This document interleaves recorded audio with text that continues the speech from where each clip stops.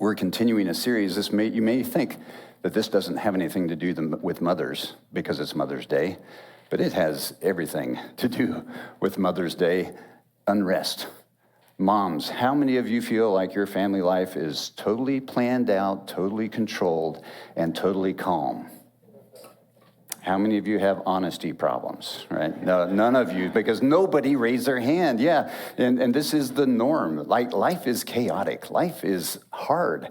At scheduling for families, I mean, I tell you, there's some moms that I watch, and I say, you need to talk to United States military, because your logistics is amazing. Man, if they could do what you do, it would be so easy. I appreciate moms. I had a great mom. My mom is the reason for my faith, literally.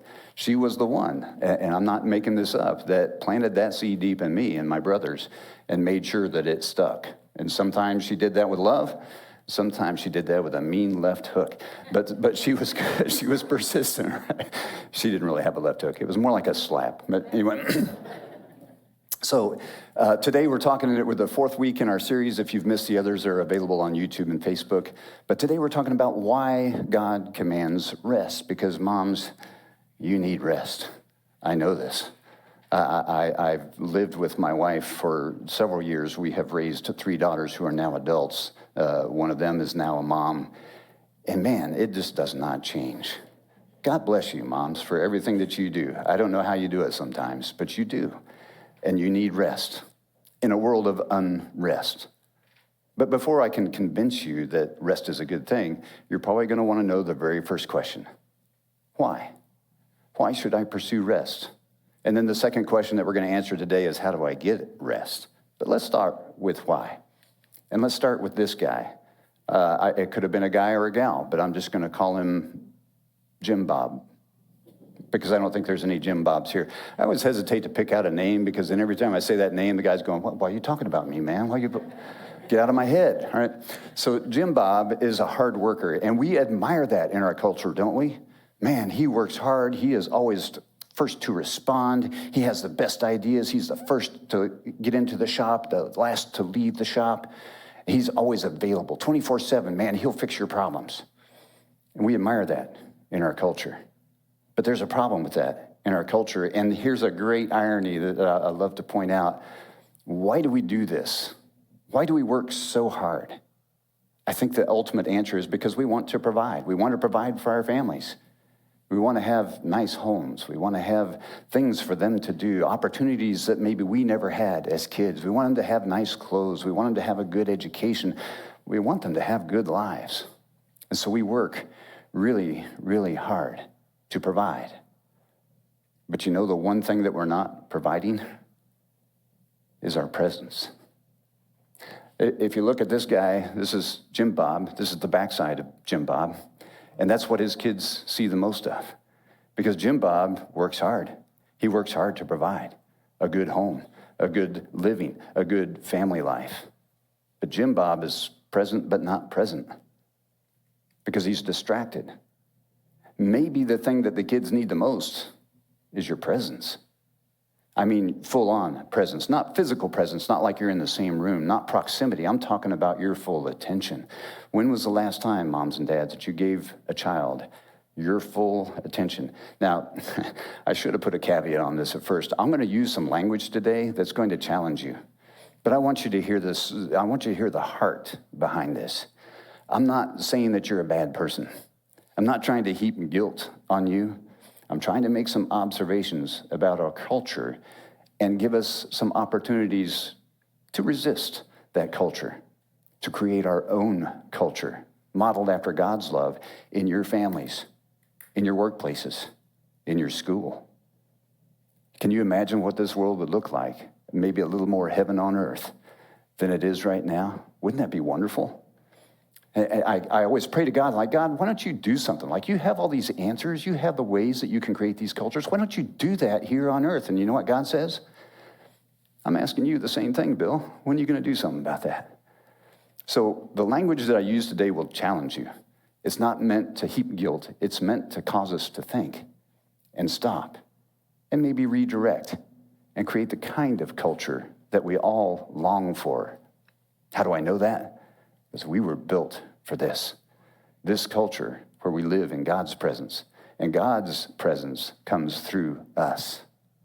That's the irony in providing, yet not providing. Now, why do we work so hard like that? Why are we seeing the backside of Jim Bob all the time when he's talking on his phone? Because he's afraid. Let's be honest. We're afraid. What if I stop? What might happen? I'll tell you what might happen, and here's the reason that we don't stop. We're afraid that maybe we're not as valuable as we think we are. We're afraid that I'm going to get so far behind that I can't catch up. There's a comedian a long time ago. I'm going to swipe my old guy card right now. There's a comedian a long time ago named Lily Tomlin. She said, you know what the problem is with the rat race? Even if you win, you're still a rat. What's the point, right? So we don't stop because we don't want to get behind. We don't want to be seen as less valuable than we thought we are, because what society tells us is that you are worth what you produce. And if you don't produce, you're worth less. I want to tell you this morning, that's a lie. That's not God's economy. That's culture's economy. And we have to change our thinking. We have to rethread our head and get around that. But here's the one that I think we most often overlook, and the reason that we don't stop. We don't stop because we don't want to have to face us. See, if I'm busy providing, but I don't have a good marriage, if I'm busy providing, but I don't have a good relationship with my workplace, if I'm busy providing and I don't like me, see, I can avoid all that by staying busy because I'm providing. That's what I'm supposed to do. I don't want to stop and look at myself in the mirror and recognize how far short I am of what God intends for me.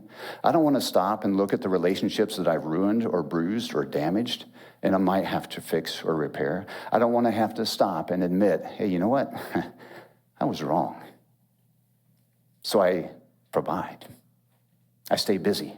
I keep the wheel turning. It doesn't matter if I produce anything or not. As long as I look busy, I'm good. You notice this guy is running 1,000,000 miles an hour, but where is he going? Nowhere. Have you ever felt like that? You put yourself, heart, soul, and strength, everything that you've got into something. You do it year after year, and at the end of the day, you're going, I'm still in the same place. It's because you're on the wheel, the culture wheel, and it's time to step off. And I'm challenging you right now, step off the wheel just for the next 20 minutes. See what it feels like to not be positioned where you have to produce, to not be judged by what you're producing. What are you producing right now? Nothing. Actually, that's not true. What you're producing is a thing called relationship. It's a whole new concept, and we're going to study that today because it's relationship that ultimately matters, and it's relationship you were created for. If you don't believe me, read the account of the garden. Why were we there? To walk and talk with God in his presence in the dew of the morning. That's what we're wired for. That's what we long for. That's what we can find. Again, join me in the next 15 minutes. Step off that wheel. Stop worrying about producing. Sit. Relax. Breathe. It's going to be fine. We're going to start with the story of a guy who started this whole thing, this whole idea of stopping. Have you heard of God? Well, if not, you're in an interesting place this morning. So we're going to start with when God created the universe, and then God later gives some commands to his people. And, command and God is always an interesting concept. God's so bossy. Why does he give me all these commands? Well, is it a command or is it an act of love? I'm going to let you decide as we go through this, but we're going to start with the creation story. We're going to be reading in a couple of places, Genesis chapter 2, 2, and 3, Exodus chapter 28 through 11. But let's start with this creation story. Now, understand, we're picking up after God has created everything that he created. We're picking up on that next seventh day. By the seventh day, God had finished the work he had been doing. So, on the seventh day, he rested from all his work. Then God blessed the seventh day and made it holy, because on it he rested from all the work of creating that he had done. Now, isn't it interesting that God himself rested? Created the universe, and God rested. I have to ask myself, why did God rest? I thought God didn't get tired. Was God just worn out? It's like, man, I've been mowing the universe. I got to come in and take a break. I've been doing landscaping over the whole earth. I'm just going to sit down for a while. Was he tired? No, God doesn't get tired. God doesn't sleep. God doesn't slumber. For some of us, that's bad news, but for most of us, it's good news. God doesn't get tired. God stops. And look at the wording here. It says, he makes this holy. He blessed the day and makes it holy. So when you think about the word holy, holy literally means to be set apart, something special. When I say the word holy, oh, by the way, if you're new here, I like to talk with you, not at you. So audience participation is actually encouraged. So when you hear the word holy, what kinds of things come to mind? Jesus, yes, nice. I knew I could count on you, Olivia. What other things come to mind when I say the word holy? What was it?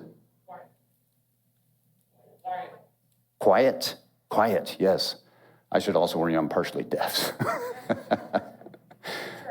Church, nice. What else? Sacred. Ooh, I like the word. So combine holy and sacred. Now, what does that bring into your mind? Set apart. Good. What's the holiest place on earth? Well, next to earth, yes. You're right. You're not wrong. God's temple. You are. Good. So we're starting, and I would say the holiest place right now is where God is, right? Yeah, exactly. But often, isn't it funny when we equate the word holy, we think of a place or a way of being.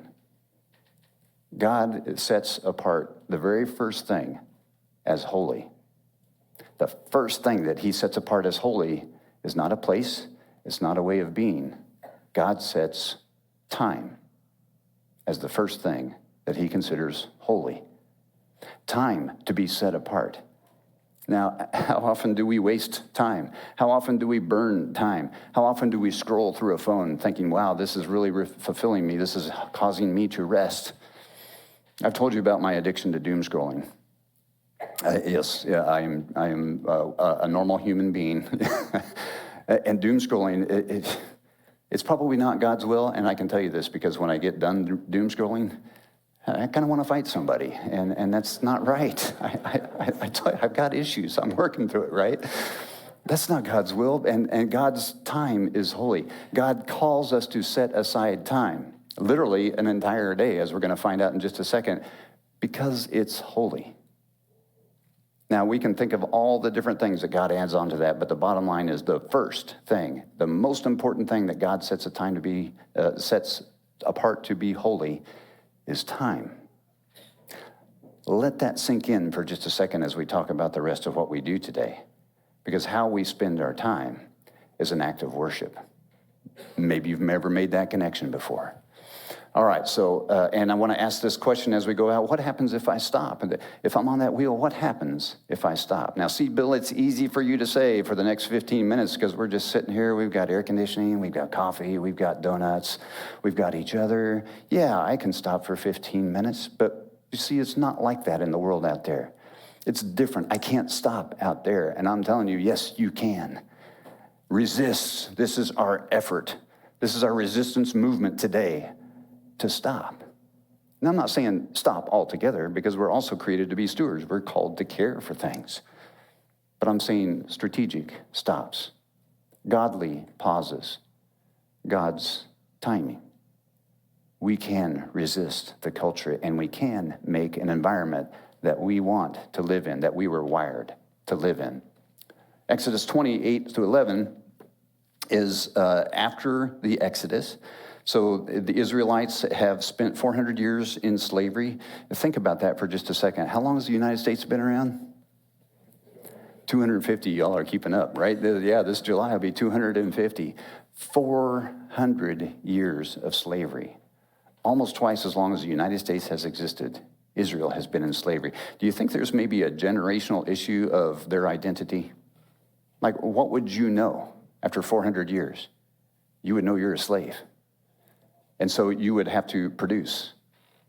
And you were measured by what you produced. That was your whole reason for existence. If you don't produce, you're not a good slave. If you're not a good slave, I don't need to keep you. You don't need a place to live. I don't even need to keep you alive. That's the mentality for 400 years. When this commandment is written, given by God, and by the way, there are 10 commandments, if you're playing the home game. So the first of the commandments are this relationship.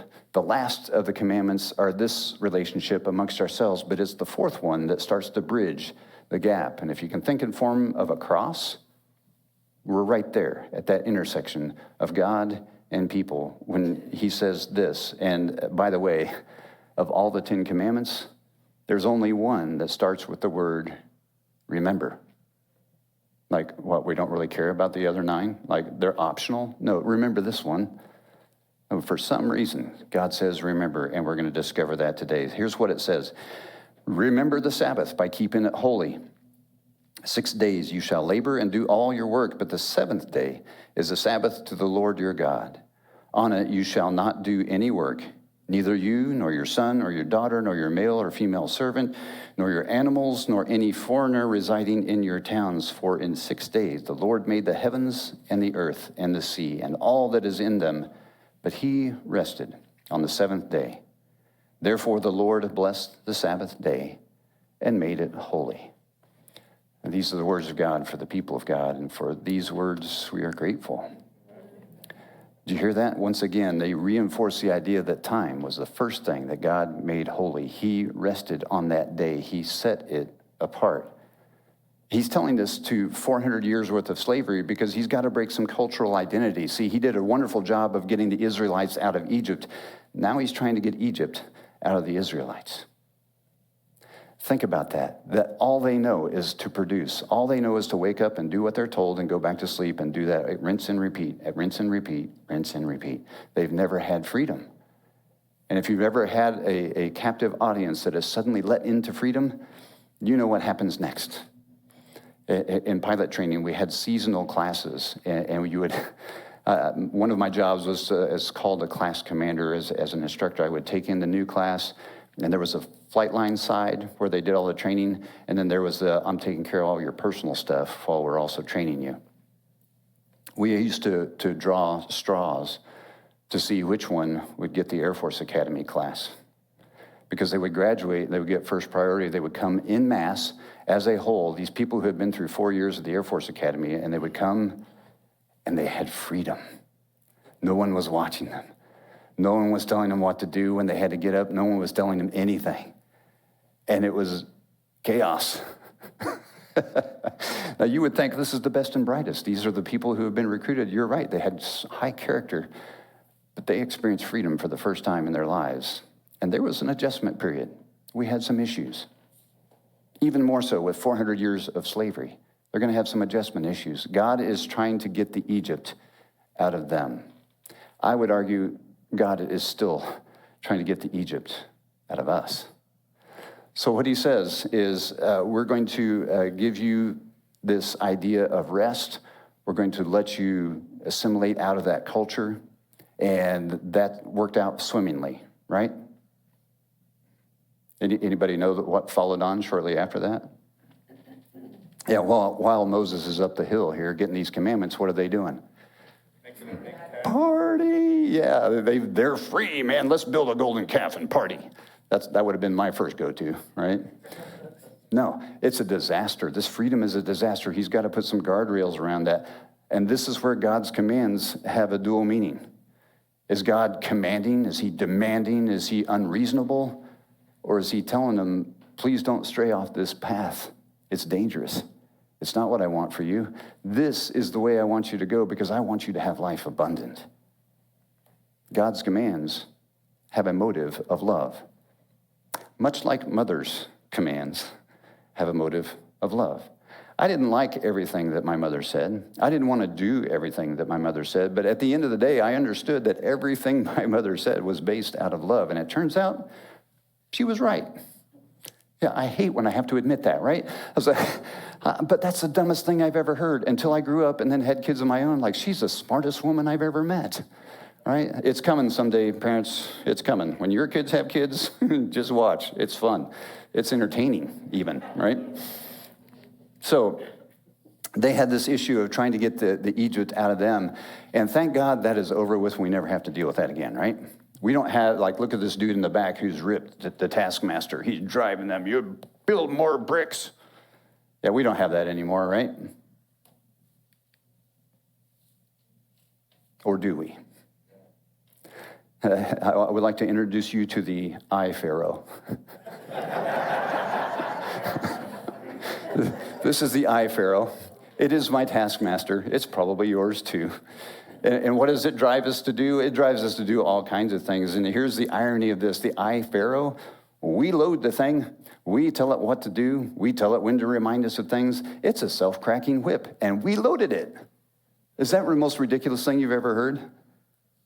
But is it the most true thing that you ever heard? I mean, if you got to admit, I'm not off here. Now, what is it that's driving us? It's the culture around us. Folks, I've seen your schedules. I know how many of you are beholden to sports schedules, extracurricular activities. It's insane. I know from facts, from research, that we are beholden to our mortgages. Sometimes we can't get off that wheel because we're looking at that mortgage. And this was the first time I've ever heard this phrase to describe this area. It wasn't me. I read it in a report. It said, we are real estate rich and cash poor. You know what that tells me? That we spend all our money on our house. Well, technically, we spend all our money on a mortgage, and we can't get out from under it. So we got to stay on that wheel to produce money because we got to have a great place to live, even though we never spend any time there because we're always out on the wheel. Interesting. Cash poor, real estate rich. Or maybe it's something else. Maybe it's I don't want to face what I've got either, so I just keep myself busy so I don't have to worry about that. That's a possibility. But whatever it is, this Pharaoh is persistent. I don't even turn my notifications on anymore. It's like Morse code. It's too much, right? So we have all these things pouring in, the self-cracking whip that's driving us. And who is setting these expectations? Do you think it's God? I think it's Jesus. I knew I could count on you, Chris. Olivia, please talk to him afterwards, right? No, it's the culture around us. This is what the expectations of culture have given to us. This is what Pharaoh of the modern era looks like. It looks like Pharaoh. And off we go. So I want to give you some ideas of the difference between Pharaoh and God. So I compiled a list of what Pharaoh might say, or Pharaoh, and God might say. First one's, Pharaoh says, make more bricks. God says, remember the Sabbath. The word Sabbath in Hebrew literally means to cease, desist, stop. That's not making more bricks. Pharaoh would also say, your worth is your output. God says your worth is who you belong to. And he went to great lengths to ensure that we belong to him. That's where your worth is. If you're ever worried about your title giving you worth, it pales in comparison to the title of a child of God. I would encourage you I would challenge you to come up with a better title than child of God. And if you've got one, let me know. The other thing that Pharaoh says is never stop. God says stop and remember. There's that word. Why does the fourth commandment, the only commandment that starts with the word remember? I'm convinced that there's two reasons. One is because we'll forget. We won't remember to get off the wheel now and again. Now, I'm not saying we don't do anything, that we never step onto the wheel, that we never produce. Absolutely we do, but we do it in season. We do it in rhythm with God's timing, which is now holy. We do produce. We do stop. And I think that we've forgotten the second part about stopping because we don't see any value in it. Again, we're afraid to get off of that wheel. But God is the one who says, remember. Now, when we stop, what is it that we're remembering? We're remembering God. We're remembering why that commandment exists. We're remembering why we were created in the first place, to have that relationship. And if you don't remember anything else about this sermon, here's a good line to take away. Pharaoh wants more from you. God wants more for you. You agree? Pharaoh wants from. God wants for. Who is it that comes to steal, kill, and destroy, to take from? The enemy. Who is it that comes that you might have abundant life? Jesus. Yes, thank you, Olivia. I'm not calling on Chris, right? God wants more for you. So let's do a quick synopsis of where we've been. If you start in the left-hand corner, we've got the backside of Jim Bob because he's providing, but he's not present. He's on that wheel, and he's afraid to get off for all the reasons that we've mentioned. We asked the question, what happens if I stop? But here's what we haven't done. We haven't answered that question. What's God got for you? Maybe is the way that we start to answer that question. What is it that God has for you? Well, what about this picture? What if we actually stopped and took time to reconnect with family, with loved ones? What if we stopped giving families our leftovers, the backside of us on a phone, and gave them our full attention? What would happen? What would happen if we just sat and established relationships? That relationship is the most important thing. It's how we were wired, it's why we were created, and it's what's missing today. And you know why this is my personal opinion. Here's why I think it is. Relationships are not efficient. Relationships are not something that you can check a box on your to-do list and go, done, my relationship, done. How many people's relationships are done, complete? Never. We're always interacting with the others. Things are always changing. Things are always growing. That never stops. Relationships are not efficient, but guess what? That's why we need to stop. That's why we need to spend some time deliberately. That's the most important thing that we continue to forget. Now, here's a model that I stole from a guy named John Mark Comer. He wrote away the discipleship pathway. And one of the things he talks about is how to do Sabbath. And these are his 4 points. The first thing is to stop. Stop the production. Turn Pharaoh off. Can we do that? Yeah, I grew up in a time when there was no such thing as cell phone. Okay, I grew up in a time when there was no such thing as internet. But anyway, you know what? The sun still came up in the east and still set in the west. Gravity was still gravity. Food still grew. Things still went without me, without my phone on. And guess what? I left my phone somewhere the other day for about 6 hours. I didn't realize where I had left it. I'm still here. It's amazing.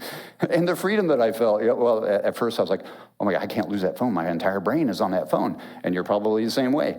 But the freedom, man, things are going to be okay. You don't have to produce the sunrise. You don't have to be God. And maybe that's part of the problem. We're trying to do everything and be God. So stop. Put the phone in a drawer, turn it off. I guarantee you that gravity is still going to work and you're going to be fine. Rest. And I mean rest. I think of the word restore. Spell out the word restore in your head. Rest, O-R-E. I always think of that as rest or else. Rest or else what? Well, I was just talking to Jacob beforehand with F3. We wake up early in the morning, and many of us get great workouts, great social, great faith, and great exhaustion by the end of the day because you're waking up so darn early. How do you get your sleep schedule under control? Well, you do that by resting. And by the way, amazing things happen when we sleep. We are literally restored in body. We're restored in body. What about your mind? What about your soul? What restores that? See, when you're always on the wheel, there's no chance to restore your mind or your soul, and we wonder why we're such a soulless society. It's not that we're soulless. It's that our soul is exhausted. It hasn't had a chance to restore. How do I restore my soul? Yes, dude, you get 2 candles today, yes. Absolutely. We have to restore. There's a famous story, and I don't remember the guy's name. He was an explorer. It was in somewhere in South America. He was exploring the jungles back in the day when it was all unexplored territory. And he hired these guides. They were like the equivalent of Sherpas. They were tireless. They were fearless. They could carry huge amounts of packs, and they would just go, go, go. And so this guy, being a European mindset, was very schedule-oriented. He said, we're going to make this progress these days.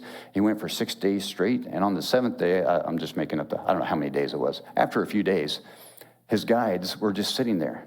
And no matter how hard he tried, he couldn't get them up. He couldn't get them moving.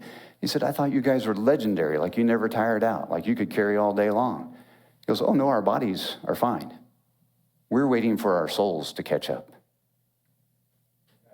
I think we're waiting for our souls to catch up, don't you? How do we do that? We stop, we rest, or else. Take an unhurried meal. Nap.